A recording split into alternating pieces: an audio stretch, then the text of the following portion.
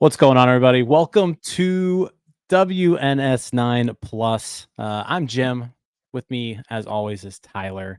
And joining us tonight is Jim Callis from MLB.com. Jim, thanks for joining us. Yeah, it's are you guys excited about this year's draft when you don't have the number one pick, or excited because there's always a first rounder and it's top 10, or what's the excitement level for you guys? Definitely not as excited. Yeah, I mean, last year was kind of crazy because you had kind of the entire season building up to one moment. You knew you had the first pick, so it was like we can just pick whoever we want.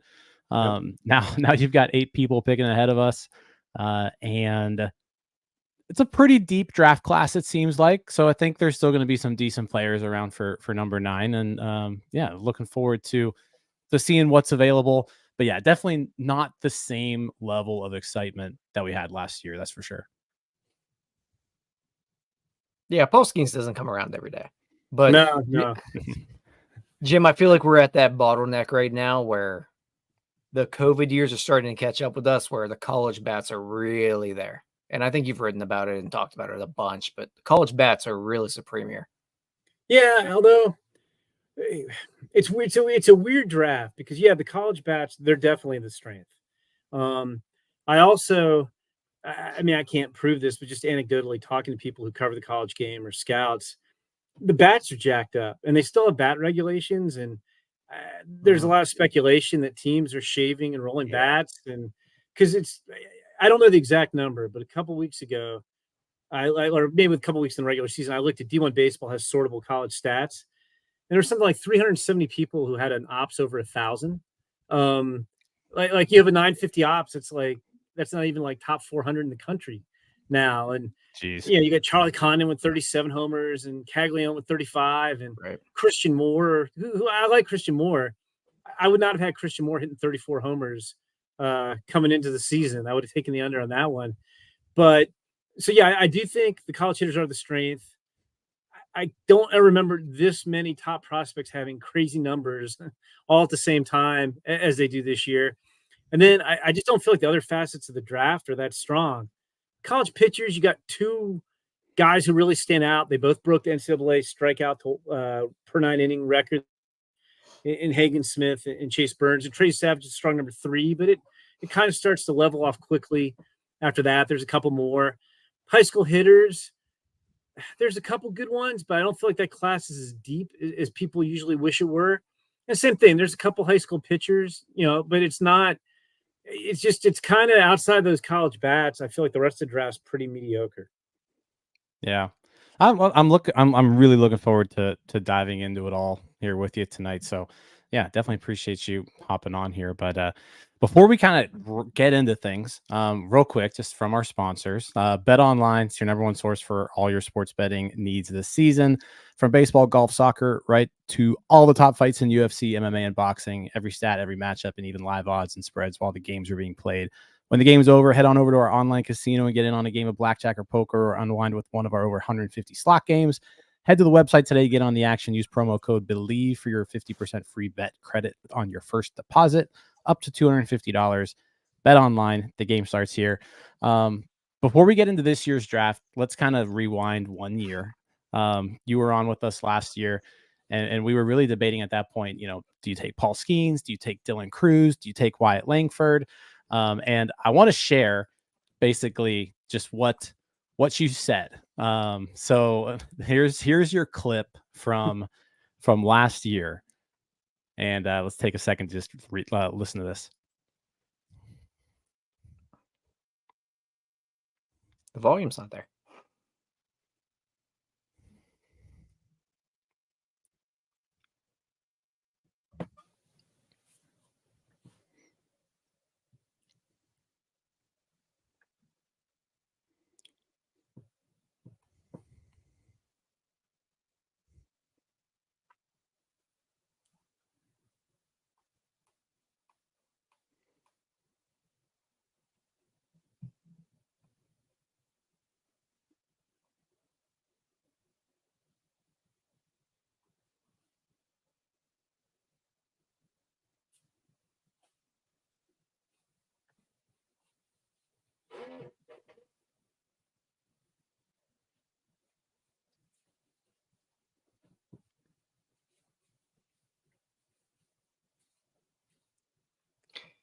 The chat just said that they can't hear it. Yeah, so. there was no Yeah. volume, but essentially, The Paul words were on. Skenes Yeah, the words were on there. We could was read it. yeah, So, essentially Paul Skenes was the best pitcher since Steven Yeah. Strasburg, and It's funny because you get some people, and like, I mean, I don't care about Twitter abuse because you're gonna get Twitter abuse no matter what you tweet about.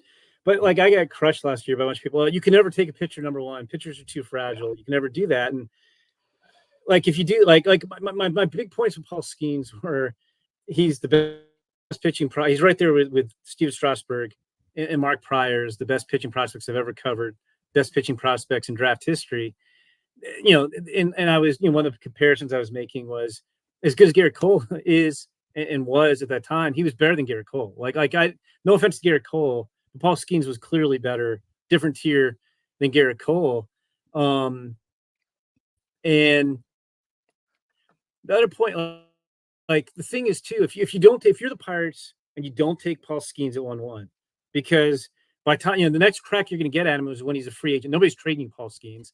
So 6.5 years from now, when Paul Skenes is a free agent, he's going to get like $50 million a year with the way contracts are going, if not more, like, assuming he stays healthy. So if you're the Pirates and you want Paul Skenes, you got one shot to draft him and you take it. And, my point I made with Strasburg, he's been hurt and he signed that big contract toward the end of his career that he never lived up to because he barely pitched. But when he was healthy, which was for, 5-6 years, he was as good as any pitcher in the game. And he was World Series MVP. The Nationals won a World Series. I mean, they had other guys on the team too, but they won a World Series because of Steven Strasburg. And you can win a World Series. Like if you have Paul Skenes, like that's the type of guy who could dominate a postseason for you. And you get in the World Series. I'm not saying he's just going to throw his glove out there and win, but Paul Skenes can win his two starts in the World Series. Then you only need 2 more wins and you're a champion. And it just pretty much any game Paul Skenes is going to pitch, he's going to be the best pitcher on the mound. And like, there's guys with more track record right now in the big leagues. But like for one game, if I had to pick one guy to pitch one game to win it, my life depended on right now, I might take Paul Skenes. like I don't know. I mean, who else is in that discussion? Like there's guys who've done it longer, but I just think the stuff and command, you just don't see that. So yeah, pretty cool deal for the Pirates to win the lottery. They picked the right year to win the lottery. so I remember watching back because we weren't able to be on that night, and you talking about Paul Skenes. And I was still in between Dylan Cruz and Paul Skenes because Dylan Cruz just seemed like a steady type of guy, a steady presence in your lineup every day. And the way you spoke about Paul Skenes and the dominance of you're drafting him to win a World Series, essentially. Yeah. I mean, it like clicked I said, with me. You about every 10 years, there's, when I first started working at Baseball America, you had Ben McDonald in 1989, and people thought he was like the best pitching prospect in draft history at that point. And you had Mark Pryor come around in the early 2000s, and then Strasburg, I think was 2009. And then, and then we had, Skenes last year. It's like about once every 10 years. Like, and all those guys, I mean, it's funny. People like Ben McDonald had a better career than people realize. Like, he wound up getting hurt a lot too. I mean, it's the nature of pitching, but he was pretty good when he was healthy also. And he, I mean, I don't think he won as many games as people hope, but like he was, a pretty solid career in the big leagues too. So I just hope, I mean, I know you guys hope if Paul Skenes stays healthy, he's going to be so fun to watch. And I was fortunate. I lived in Chicago, so I went and saw his second game where he pitched the no-hitter for 6 innings and I think it was 11 strikeouts, 1 walk, and the 1 walk shouldn't have been a walk. The home plate umpire missed about 7 or 8 strikes. He was actually getting squeezed, and he pitched 6 no-hitter. I mean, and honest to God, like, I mean, I know it's a different era, but if it was like, okay, 20 years ago where you let guys go 9 innings, I think Paul Skenes would have pitched no-hitter that day. The Cubs had no clue against it. Yeah. Did you, just real quick, did you think, I know you were a big Skenes proponent. Did you think he'd be this good this quick? I didn't necessarily think about it until I was sitting there watching his second start, and he was dominant. And it dawned on me because, like I said, I mean, I've talked so much about him. I have my spiel down. Like the 3 best pitch prospects I've ever covered in 36 years are Mark Pryor, Steven Strasburg, Paul Skenes. When I was watching Paul Skenes dominate the Cubs, and I actually went to Mark Pryor's debut when he came up, his first year with the Cubs. And when I was watching Skenes, like I don't know why I hadn't thought of it before, and I realized it just clicked. And I was like, when Steven Strasburg when Mark Pryor came up, he was as good as any pitcher. But like Mark Pryor probably should have won the Cy Young Award his first full season. And then you couldn't say, Mark Pryor only had, about 3 seasons worth of performance stretched over 5 or 6 because he was hurt. But like he was as good, as any pitcher in baseball right away. And then when he was healthy, and the same thing with Steven Strasburg. I think Steven Strasburg came up. I can't remember how he struck out in his first game, but it was, I think, double digits. He was everything he was supposed A bunch to of be. Pirates. It was against the Pirates. That's right. It was against the Pirates. And I want to say, did Pryor debut against the Pirates too? He might have. Mark Pryor might have debuted against the Pirates. He also might have. Yeah. But so anyway, so I'm watching Paul Skenes and I realized, when those other guys came up, the other 2 guys I compared to him, they were immediately the best pitcher in baseball. And so, I mean, of course, it helps when you're watching him strike out 11 and 6 no-hit innings. But it just dawned on me. I was like, okay, like after that, I was like, yeah, this is what we're gonna get. Paul Skenes is going to be as good as any pitcher in baseball. So I hadn't really thought about it, but then, so I won't say I predicted he would do that. But like during that second game, I was like, oh yeah, I forgot what this was like. Like he's going to be as good as anybody. And like, I mean, what was it, like a 61-8 strikeout to walk ratio or something? Like his numbers are crazy. Yeah, 61-8 and 46. And the funny thing was, innings. Yeah, you guys saw, his first. Well, you've seen probably most of his starts, but his first start was against Cubs too. It was a weird game where the bullpen. Let 2 of his runners score, and then most frustrating start ever. Yeah, it was crazy. and like, of course, Twitter after that was like, "Oh, 3 runs in 4 innings. This guy's overrated." And like, he's been untouchable since then. Yeah, it's and been I just really... I'm sorry, I was gonna say you have to love his just like he's not like he's very reserved, but he's just very confident. And I just loved. I think it was the day before he pitched against the Cubs second time, and I can't remember who the reporter was, who asked him in the dugout, like, hey, Cubs hadn't seen you before. You hadn't seen them. It's game of adjustments. How do you think that's going to be the second time you see him? And it's like, he just looked at it and he's like, go ahead and adjust. Good luck. And it was just, it was like, yeah, like it was funny. And you guys have probably seen, I know it's fake, but like the clip where they have him like the Kenny Powers voice. Have you seen that? I haven't seen that I don't one. think no. I have. Oh yeah. I'll see if I can find it. It's like it's one where he's at a press conference, but it's Kenny Powers talking, and it's pretty ridiculous. Oh, that would be good. Yeah. No, it's been a lot of fun to watch him. He just does things on the mound that I've never seen anybody do. Like that splinker that apparently just came out of nowhere. It's an incredible pitch. And then you put that on top of his fastball and his slider and the way he commands everything. It's been a lot of fun to watch him. Yeah, it's like he didn't need that pitch, but like it's crazy. So it's enjoy him. And like I said, I mean, again, you always have the caveat with the pitcher, but I feel like, I mean, he stays healthy, he's a Hall of Famer. Like you just don't see guys with that kind of stuff and that kind of control, and he's strong. Hopefully he holds up because he's pretty interesting. And then, I mean, you don't get to see him hit anymore because we have universal DH, but he's a pretty good hitter too. Yeah. All right, so let's shift focus to this year's draft, where the Pirates have the 9th overall pick. The latest mock draft that you and Jonathan Mayo and Brendan Sampson all put out on MLB.com. You've got Nick Kurtz from Wake Forest. I was going to say, we just dropped a new mock draft 5 minutes it just ago. dropped? It's 5 minutes ago. I've been looking for your mock drafts all night. So I just went up. We now have like that mock draft was Jonathan and I were at the combine. We're running around like maniacs. We didn't have time to I don't know. I probably contacted, between agents and teams, like 50 people when I do a mock draft, maybe more. Okay. So we didn't have time to do it during combine week. So it was kind of, this is what we've heard. It was a mock draft, but it wasn't as fully formed. And we did it on the podcast and we turned it into a mock draft. But like, I now have a full-fledged mock draft, and I've kind of shifted now to James Tibbs there at number 9. But it is wide open. It is wide open at 9. Well, let me ask you guys a question. Okay, so there's 10 guys who are kind of the consensus top 10 guys in this draft. There's 6 college hitters. You got, I think Charlie Kahn's the best. I'd go Charlie Kahn and Jack Caglione, Travis Pizzana, JJ Weatherholt, Braden Montgomery, Nick Kurtz. I'd have Kurtz and Montgomery. You have the 2 pitchers I mentioned earlier, Hagen Smith, Chase Burns. You have two high school players, Connor Griffin and Bryce Rayner. And it's interesting because we know Condon, Cagliano, and Bazzana are not going to get to Pittsburgh.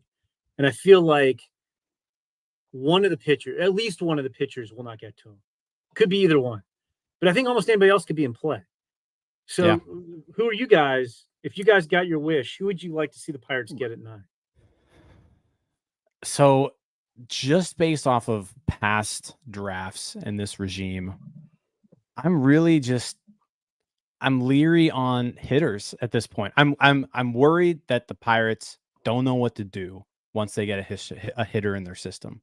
Because just from across the board, like bottom of their system on up, all their hitters are struggling. Granted, there's a couple that have kind of broken out this year. Charles McAdoo from last year's draft, but like I feel like everybody's kind of struggled.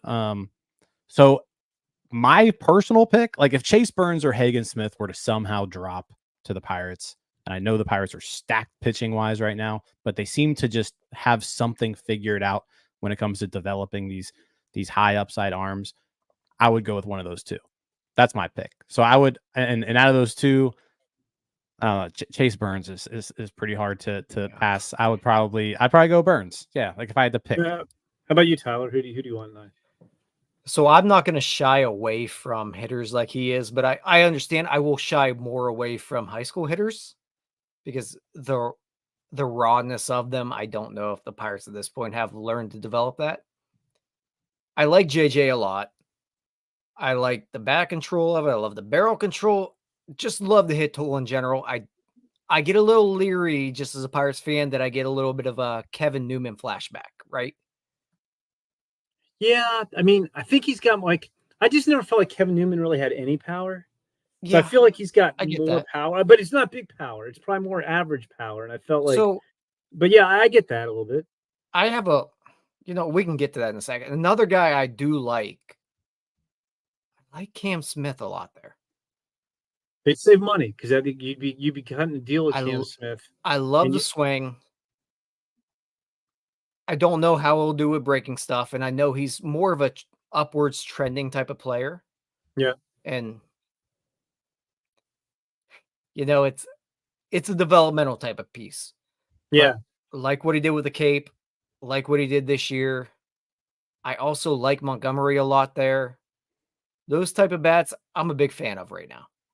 Yeah, I feel like, to Jim's point, I feel like I think there's a better chance that people realize that one of those pitchers gets there because I think it's very likely we go college hitter with 1, 2, 3, 4.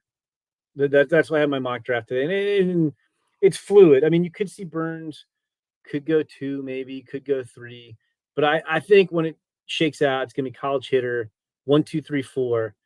Then I think you could go high school hitter. The two high school guys go 5, 6, and then it just depends. Okay, like what do the Angels do? Like there's talk the Angels could cut a deal and push somebody up. So it'll be interesting. But like that's the funny thing is like in this draft, like even though they're picking 9th, I think you can really only you can cross off 3 guys definitely, and I do feel one pitcher will go, but like I can't say Chase Burns is definitely gone, and I can't say Hagen Smith is definitely gone because depending on how it plays out, it depends on which team, which team has the pick and which guy they would take first. So it's going to be interesting. I mean, not that you necessarily know the number 9 pick anyway, but like we're not going to really know. We may not really know who they're going to pick until the 8th pick gets made, just because there's so many dominoes that have to fall. Yeah. So I mean, I guess let's talk about the guys who could be there. We mentioned, I came into tonight not thinking that either of those two pitchers had a shot. So if you think they have a shot, we can spend a little bit of time on those guys. Yeah. Hagen Smith out of Arkansas, Chase Burns out of Wake Forest. Hagen Smith being left-handed, Chase Burns being the power righty.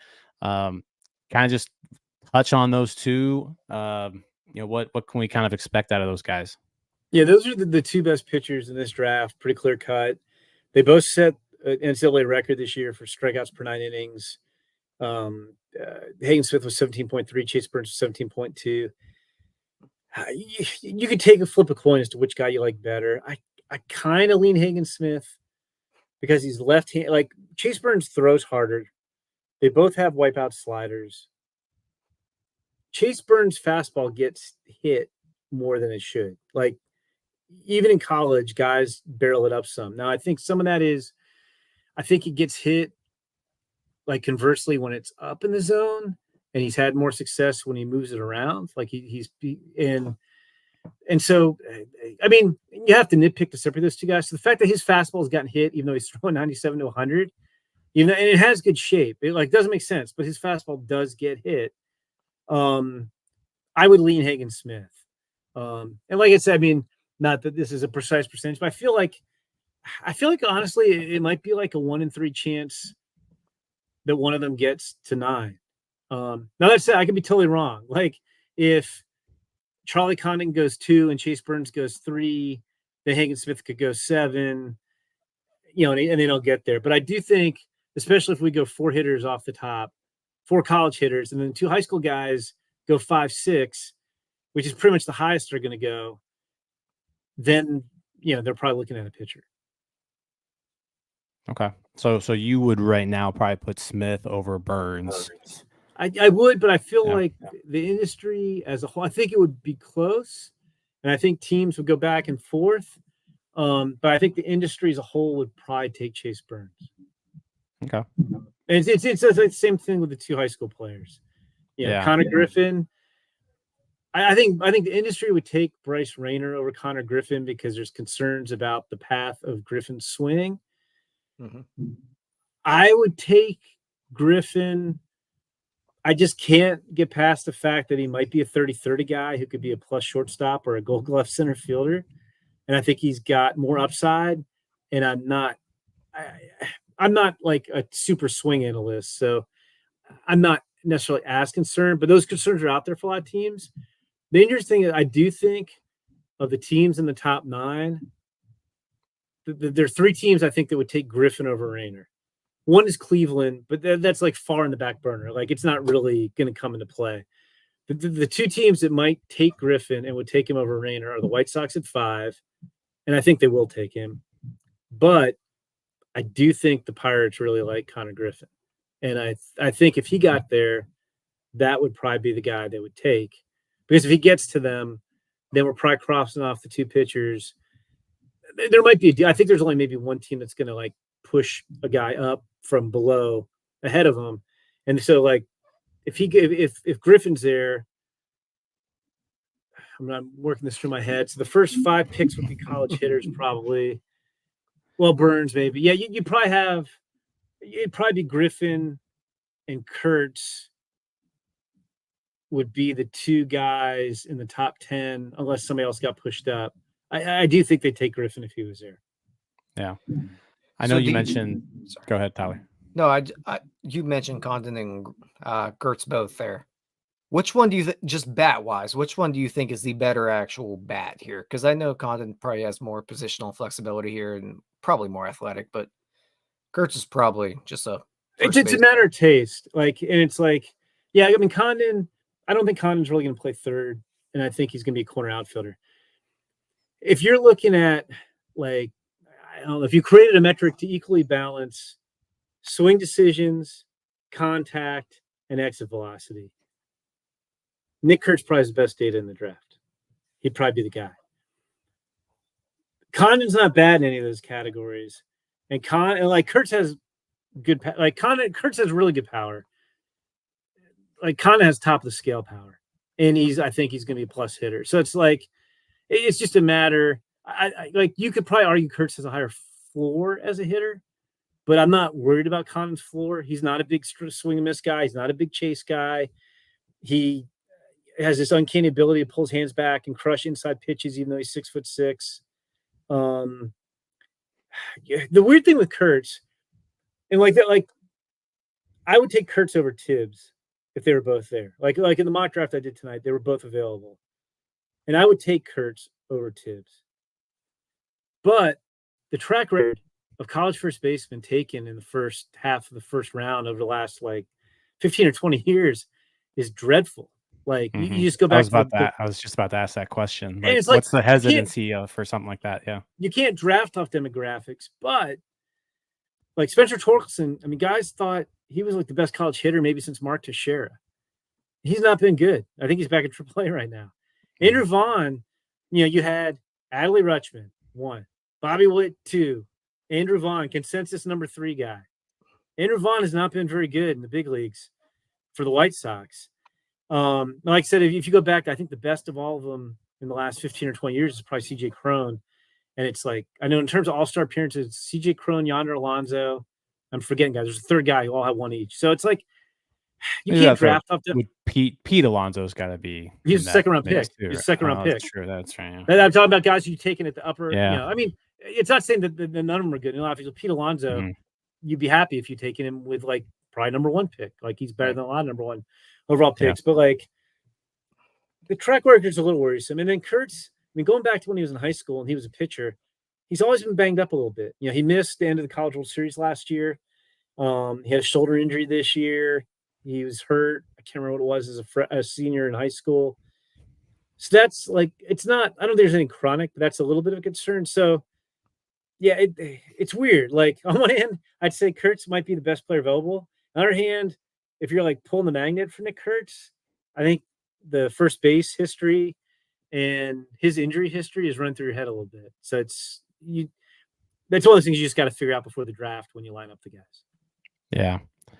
I want to dive in a little bit more on because, it sounds like you said that the Pirates really like him. And if he's there, it sounds like he could be the pick. But Connor Griffin, super athletic, like I said, potential 30-30 guy. You've written about that. Plays shortstop, can play center. Like if he's drafted, is he somebody where you start him at short and you're moving to center? Probably. Or okay. I think I know Neil Cruz is in Pittsburgh, but Connor Griffin's at least 2-3 years away. So you don't worry about that. And in general, you're going to try a guy at the most realistic defensive position he could play. Now, the one exception would be if you have a guy who's clearly better offensively than defensively. Like Bryce Harper was a catcher in junior college. And Nationals are like, we're not messing around. And the Pirates, they tried Henry Davis at catcher, even though a lot of people didn't think Henry Davis was a good catcher. But you see what it looks like. The Cubs tried Schwarber at catcher. And I'll get off on a side tangent here. It's funny, but him blowing out his knee was like probably the best thing could have happened to his career. Because if he doesn't blow out his knee, I think they would have kept fooling around with him at catcher. And that would have taken a toll on him. You can't – catching so hard in your off bat. So it's just very weird. If he doesn't blow out his knee, Javi Baez probably never really plays much for the Cubs because he was buried on the bench that year. And Wilson Contreras probably doesn't come up as quick as he does either. With Griffin, I think you would 100% play him at short, unless, and I can't imagine this would be the case, the Pirates' evaluation was, we don't think he's a very good shortstop. But he's a pretty good shortstop where you'd at least run him out there, I think, and see what it looks like. And center field, that's an easy transition. He's played the position. So it's not like if you got him to Double-A and you're like, okay, now you're a center fielder, it's going to take him 3 months to figure that out. So, yeah, I think you would definitely run him out at shortstop. So you mentioned Kurtz there with the injury. Braden Montgomery was another guy injured. JJ's been injured, had the hamstring issue. Do you think the Pirates might be getting lucky this year with some of these injuries, that some guys might fall to him who might be top 5 guys that might end up at number 9 here? Maybe, although we've got Montgomery, I think, ranked number 8, and that was before the ankle injury, and we didn't really change it because I don't think the ankle injury is a really concern because it shouldn't affect him long term. There's a little bit more swing and miss to his game than the other college guys. So that's why we have him, 6th among the college hitters and behind the 2 pitchers. If they get Weatherholt, it will be 100% because he got hurt. Because coming into the year, we had Weatherholt ranked 1st. He kind of fits the Cleveland model. And it's funny, I actually feel. I don't know the teams are. I feel like he's a little underrated now because Travis Mazzana had this great year in the Pac-12, and Weatherholt missed half the year and got to a slow start while he's coming back from this hamstring. But he was really good. He was J.J. Weatherholt again at the end of the season, but he didn't put up. He didn't. I think Mazzana hit 4-something with 28 homers, and Weatherholt didn't do that. But if you're comparing the 2 guys, Wetherholt, they're comparable hitters. I'd say they're comparable hitters. Bazana has, more power, not huge much, but huge power, huge additional power, but more power. I think JJ's a better athlete. I think Bazana's got no chance to play shortstop. Wetherholt might. We don't know because he had the hamstring. He might be able to play short. I mean, realistically, he's probably second baseman, but I think he's, like I said, more athletic, a better defensive player than Bazana. And so when you add it all up, I don't think there's really outside. The one thing would be if you think the hamstring's recurring, then that would be an issue. But if you take the hamstring out, and I know you can't do that 100%, they're very comparable players. It's kind of like Smith versus Burns, personal taste. What do you want to make your decision based on? Condon, Caglion, same thing. And Bazana is going to go 1, and at worst he goes 4. And Wetherholt, I think Wetherholt's got a chance to go 1. It's not like in the end, at least as of today, I feel like because Bazana's probably not going to go 2 or 3, it's going to behoove him to cut a deal with the Guardians. And I can see him signing for like $8.5 million. I don't think Caglione or Condon will do that because they're going to go to teams with higher, with $9 million plus bonus slots. And then the A's, I think, are like at 8.3. So it behooves Bazana. Like, he doesn't want to go to Oakland and take less money. So if he might get 8.5, 8.6, something like that. I think he'll ultimately cut that deal. But I think if he didn't, let's say he held firm and he was convinced somebody else was going to draft him, I think Wetherholt might go number 1. But like, if Wetherholt doesn't go 1, he's not going 2, he's not going 3. The A's are kind of hard to figure out. That could be Montgomery, it could be Wetherholt. Is there a quarterback hanging around they can draft? You know what? I don't make fun of the A's for that. That was a legit pick at the time because you can make fun of the A's for a lot of things. But I will say on that one, I had scouts, not with the A's, that thought he had a chance to be. Kyler Murray had a chance to be Andrew McCutchen. They thought, and Kyler Murray, after not playing baseball for a year and then struggling his first year back, made huge leaps and bounds his third year. And everybody forgets he hadn't played quarterback yet. He played a little A&M before he transferred. They sat out a year. They played, I think, behind Baker Mayfield, right? So he never played.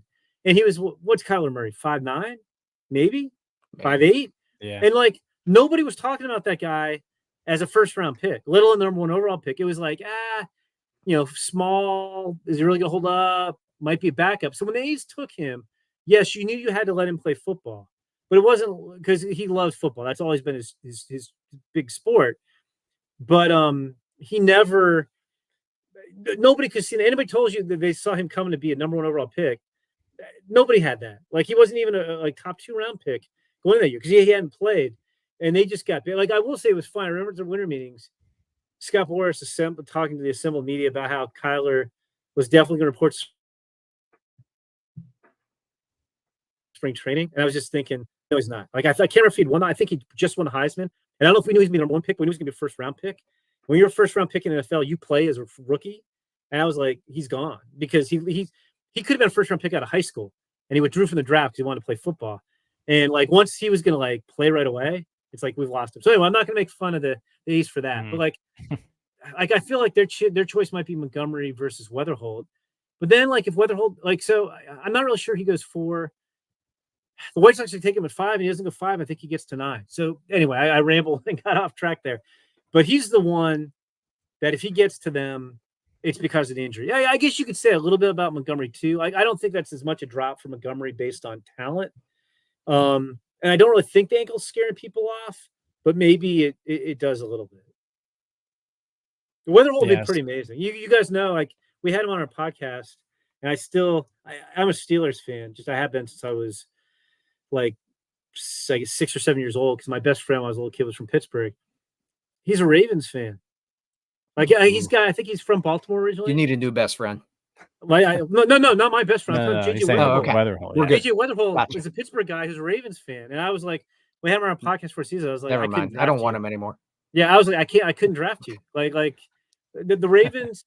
I wish I didn't I wish they had worse front office and worse coach. It's hard not to respect the Ravens because they're good every year, but they're the only team in sports I genuinely dislike. All my other favorite teams, I don't have a just huge disdain for the arch rival, but I hate the Ravens. I really hate the Ravens.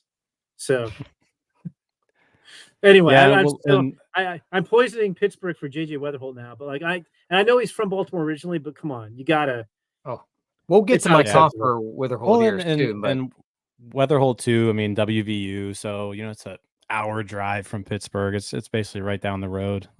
Pretty close there. So yeah, I mean, if Weatherhold drops to the Pirates, I think that's the clear cut. You've got to take him. Because I think so. Because if he drops to him too, like I don't even know who would be there. I think he'd be. I mean, it would probably be some combination of like Weatherholt, Rayner, and Kurtz. So yeah, I feel like that would be an easy pick. That would be a steal. Like you could argue, like I said, he was our top rated prospect coming into the year. That JJ Weatherholt, before JJ Weatherholt got hurt, he was arguably the best player in the draft. So to get best player in one draft and then get the best player the next year, picking ninth would be pretty nice.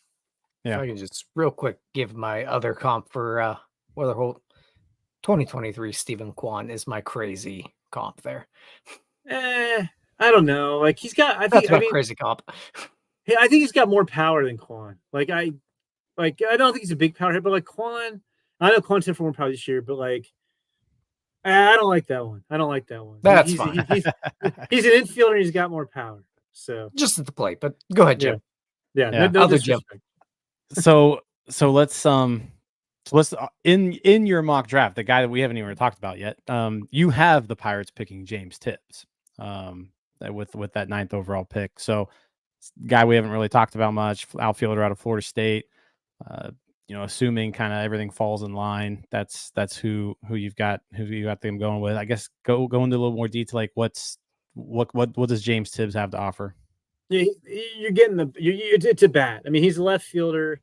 He's not going to steal a lot of bases, but he had crazy numbers this year too. Florida State, and they play in a bandbox also. But like, he can really hit. Yeah, I think he's he had for power last year too. I think he had 17 homers as a sophomore, 28 this year. I mean, I think you're looking at a type of guy who's like a 280, 25 homer guy, and maybe more than that. You're talking it's hit and power. It's not a slugger who's flailing away at the plate, and it's not a contact guy who's going to hit line drives all over the field that hit 15 home runs. Like I wouldn't personally make this argument, but you could argue like him versus, like I said, Kurt's probably that best combination of data, but Tibbs is pretty good data too. Like you could. I couldn't argue this. I would say I don't think the production Tibbs gives you is going to necessarily be that much different than Kurt's. Kurtz is maybe like a half notch above him, but pretty close. And then defensive value, Kurtz is a good first baseman. Tibbs is like okay outfielder. If the Pirates took Tibbs there, they'd be saving money that they could then pour into a later pick. So I would think if you got Tibbs. I don't have the slots in front of me, but if you had Tibbs, you know what the Pirates slot is off the top of your head?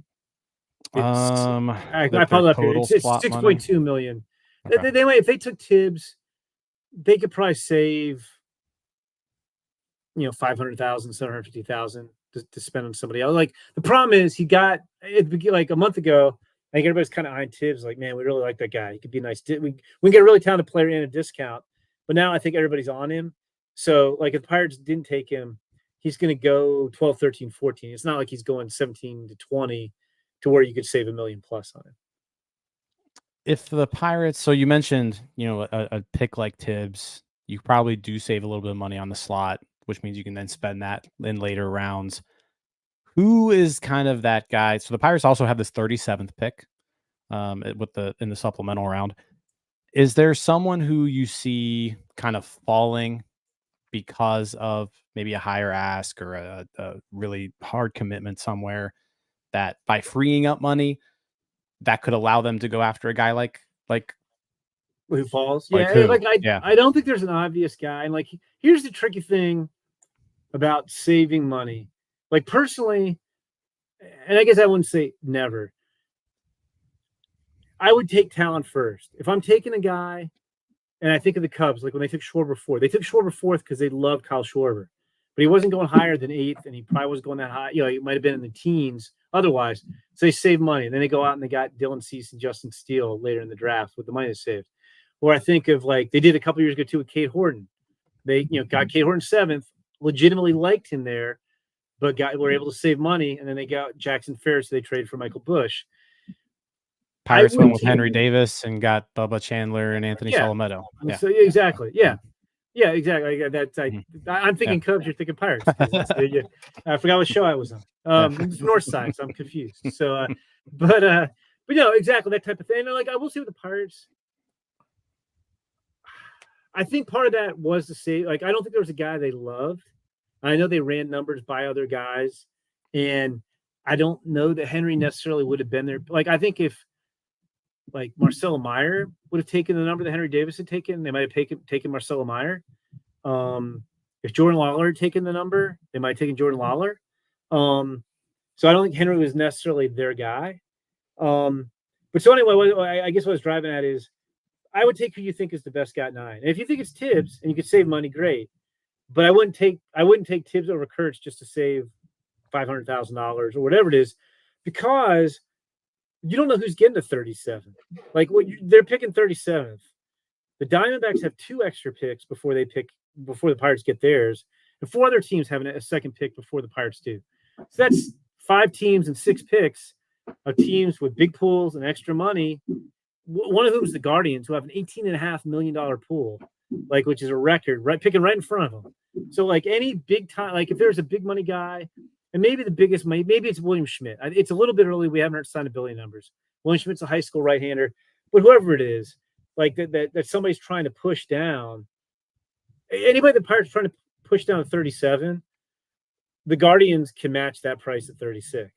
Like they might not be looking at the same guys, but so you can't guarantee. I do think when you get down there, there's like this tier. We mentioned Griffin and Rayner. We'll call Griffin a shortstop. The two best high school guys are shortstops. Then you have a second tier of 5 high school shortstops. There's Theo Gillen from Texas. He's probably the best hitter of this second tier. There's Kellen Lindsay, who's one of the fastest players in the draft. There's Carter Johnson, who you can draw some loose parallels to Gunnar Henderson, although Gunnar Henderson's so crazy good that's kind of ridiculous to compare anybody to Gunnar Henderson. There's Tyson Lewis, who's an athletic kid from Nebraska. There's Wyatt Sanford, son of Chance Sanford, former Pirate, from Texas, he's probably the best defender of that group. So anyway, I feel like you can't there's so many college hitters, you can't find homes for all those guys in the first round. So like I could see the Pirates winding up with one of those guys at 37. High school pitchers never go as high as they're supposed to. You've got my Pennsylvania geography is terrible. Where's Mount Lebanon? Is that close to Pittsburgh? I was actually gonna ask you about David Shields. Yeah. David Shields is there. Joey Oki, those types of guys.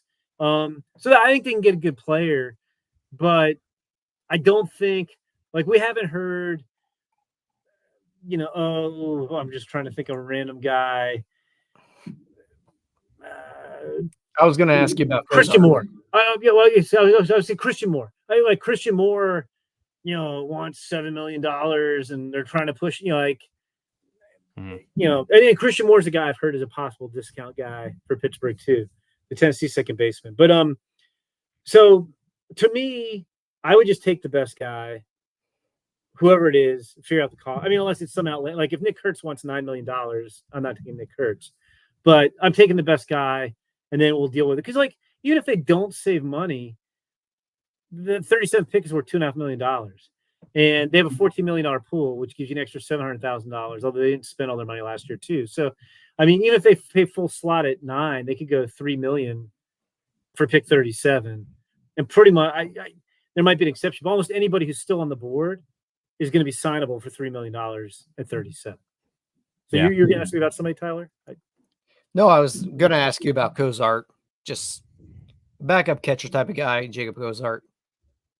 Yeah. Following that Patrick Bailey type. He's in that range at 37. Like, I feel like he's a major leaguer, but not a guy you really want to write home about. I'm with you. So the 3 best college catchers this year are Walker Yannick from Sam Houston, Malcolm Moore from Stanford, and Caleb Lumavita from Cal. And I put them in that order. And Cozart's probably 4th. And it's like I feel like I'm a glass half empty guy on him. Like, I don't think he's got a real plus tool. Like, his best tool is probably his defense, which, like, you can't give a guy a 52.5. Like, maybe it's 55, maybe it's a 50. It's like average arm, average power, fringy hitter. Like, he might be a big league regular. Like, he's fine, but like, he's not. There's not like you're like, oh man, that guy can really throw, or he's got a lot of power. Yeah, I like. But the thing is, he might go in front of him. Catchers always go higher than you think. I personally think he goes, probably in the 35 to 50 range, but like, he might go 5 spots higher, and that only takes one team. But like, I don't think he's going to wind up being a Pirate. Yeah. I know we're running short on time. Don't want to keep you too much longer here, but like I said, we are a Pirates podcast. A lot of people from Pittsburgh. So Mount Lebanon, it's about 10 minutes south of Pittsburgh. It's in the South Hills. So yeah, David Shields, he was the Pennsylvania Player of the Year this year. I think he pitched Mount Lebanon to a WPIL title. But he's ranked in the top 100 on most lists, projected to go top 3 rounds. I guess break down David Shields a little bit and where you expect him to go. Yeah, I mean, I think he'd be in the mix for Pittsburgh. I think he'd probably go. Like, high school pitchers are always funny because teams are skittish about taking them, especially right-handers. And Shields is a lefty, so he's that going for him. But usually teams would feel much better about paying a high school pitcher an overslot bonus with their second pick than taking them with their first pick. And so they always seem to go lower than where we have him ranked. I mean, I think he probably fits. And so it doesn't really matter because you're not going to get slotted. You're probably going to get overslot. I think he goes like from the supplemental first round, like right around where Pittsburgh second pick is, to the first half of the second round somewhere. He was left-handed. He's athletic. He's super projectable. He can spin the ball. I think he's got, I like what I like about him is, he's not. In some ways, I'm almost like the guys who aren't throwing 98. Like, he kind of tops out around 94 because when you throw that hard that young, those guys blow out. But he's 6'2". He gets stronger. I think there's more velocity coming there, but it's just such a good feel. It's feel to spin. It's feel for throwing a changeup he doesn't really need at this point. It's feel for throwing strikes. He's one of the more polished high school pitchers out there. And I think he's going to be really attractive. And like I said, I mean, the college pitching crop kind of peters out pretty quickly after the big two, and then Trey Savage, and then you got a couple more guys like Brody Brecht and Jerangelo Saintia. But like, I think Shields is going to go pretty good. And he could be, I mean, you don't know what's going to happen in the sandwich round, but like, I don't think it's out of the question he could wind up with Pittsburgh. I mean, I don't know if there's any team that's done a better job of developing high school pitchers over the last 10 or so years, 10, 15 years than the Pirates. So they're not afraid to take high school pitchers. If the Pirates take JJ and then him, this place is going to go crazy. Both guys from Pittsburgh. Yeah, I hope Shields is Mount Lebanon, Ravens fan. Shields and JJ from Pittsburgh. That's will true. be wild. My gut feels they don't get JJ. Like, I think that's going to be a tough pull. I think it's going to be a tough pull. I think in the end, the hamstring, like, unless it's like terrible medicals on the hamstring, that guy's too good. Like he got hurt, but he's still the same player, and he showed that at the end of the year. Well, let's just pray it doesn't end up like Kenny Pickett. Yeah. Don't get me started. Don't get me started. And then also real quick, this draft has something that's very interesting. I don't think he's going to the Pirates. Doesn't really slot in there, but there's a switch pitcher. Yeah, like a very highly rated switch pitcher. Like that's just got to be kind of cool, right? It is. I'll be the guy who rains on the parade a little bit because I just got back from the draft combine, and guys are like, "Oh man, they should let him do this. This is great. It's like having two guys on your roster, and all this." The guy should be a full-time right-handed pitcher. Like he's basically a right-handed. Like, he's up to 98. He's got a hard slider. Throws from a higher slide. He's got a good changeup right-handed. And I think if you focus on right-handed, like, it's like being a two-way guy. If you focus on one, you're going to get better. Left-handed, he's effective. Like, if he was left-handed only, he could potentially be a big leaguer, but it's like a low slot lefty, low 90s, more of that sweepy slider. It's not the same.